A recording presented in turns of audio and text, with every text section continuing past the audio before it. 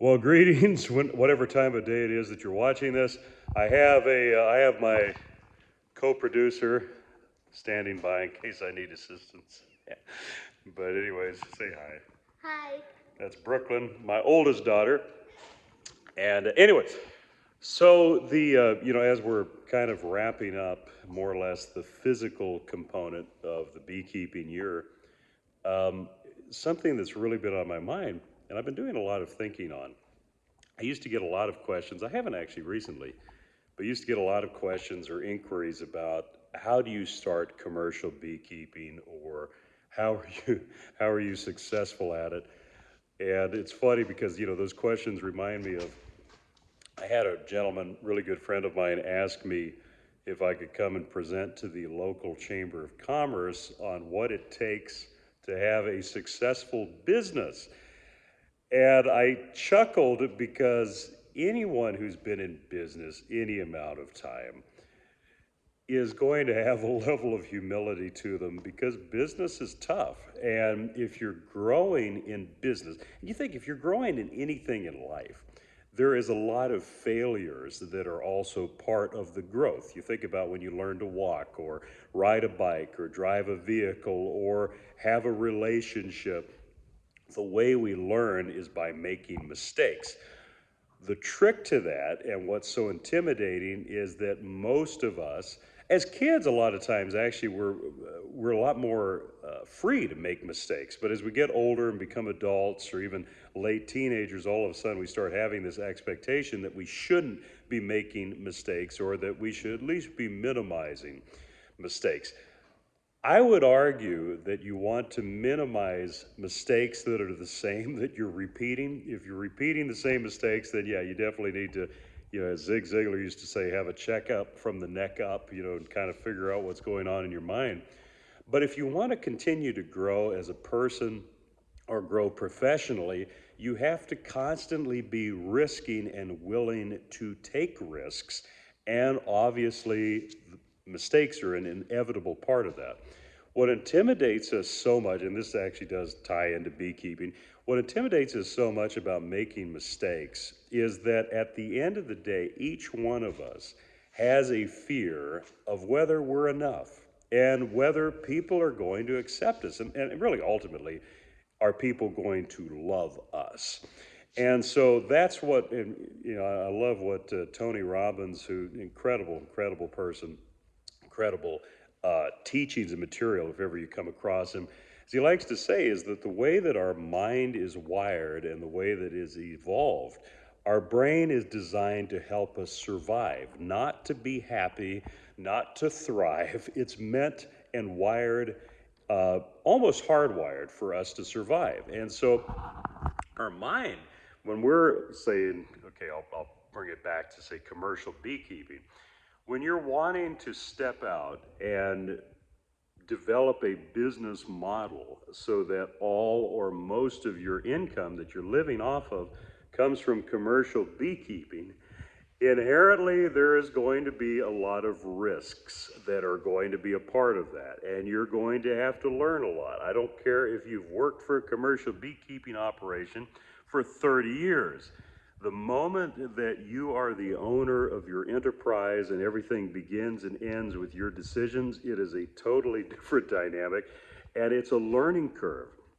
Now, the problem is, though, is that your part of the brain, my part of the brain that's wired, the fight or flight response, the part of your mind that's always looking for danger, the perpetual saber-toothed tiger in the woods, in the trees, the snake, or whatever danger there is, that part of your brain's always going to be looking for what can go wrong.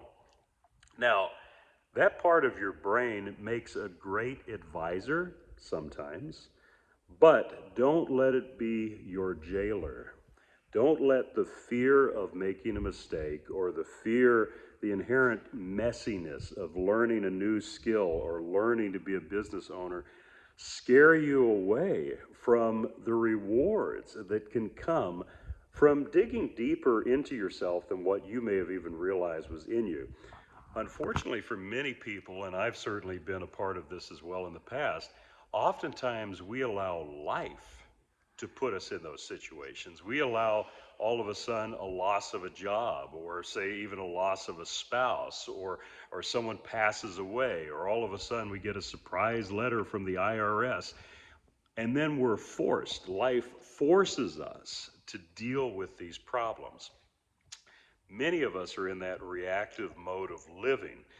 But in order to start to feel that you're mastering your life, or at least in control of your life, you have to purposely put yourself in situations where you are growing, where you are forced to become more than what you are.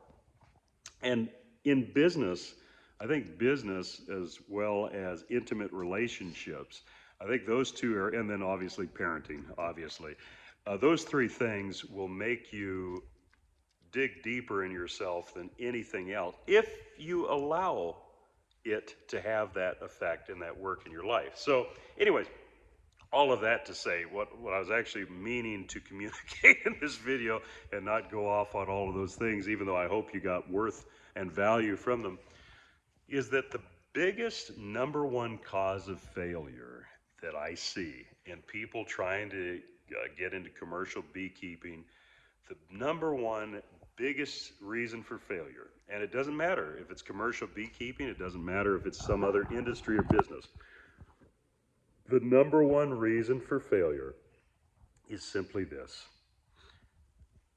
giving up, a lack of resourcefulness.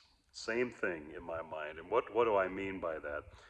What I mean by that is it's so easy to blame external problems. Let me bring it down into the commercial beekeeping side of it and what that looks like. And I've done this too. I'm guilty of it too, because once again, it's so much easier for us to blame external situations and circumstances than to take responsibility. And let me clarify what that looks like. So what was it, 5 years or so ago, I lost over 90% of our colonies.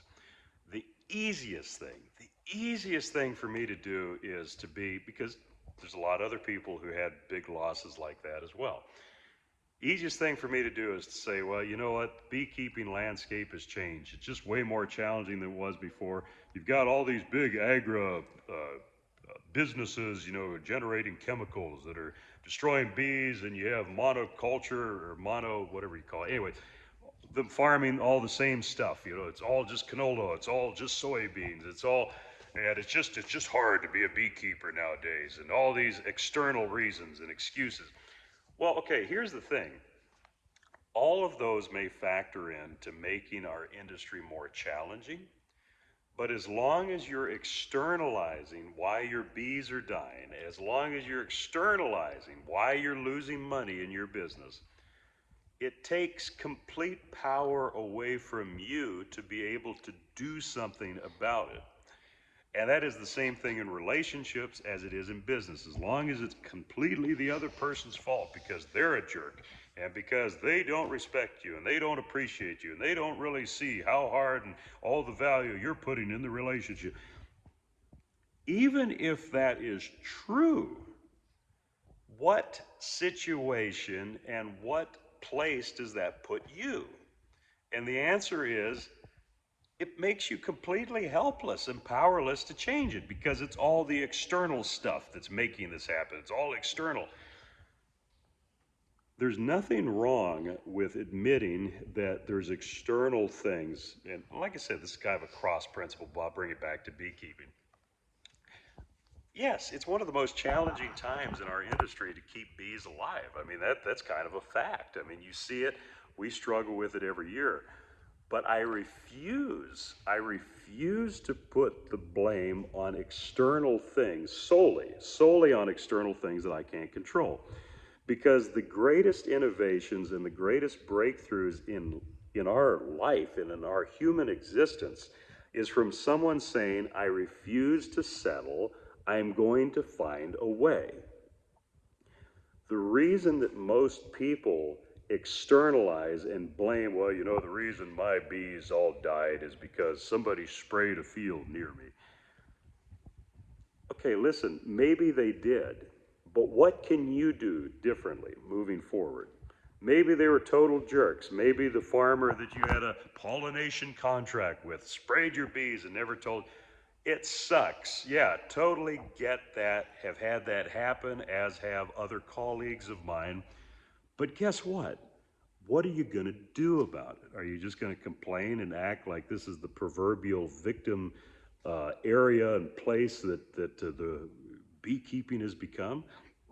It's totally powerless. You're putting yourself in a totally powerless situation doing that.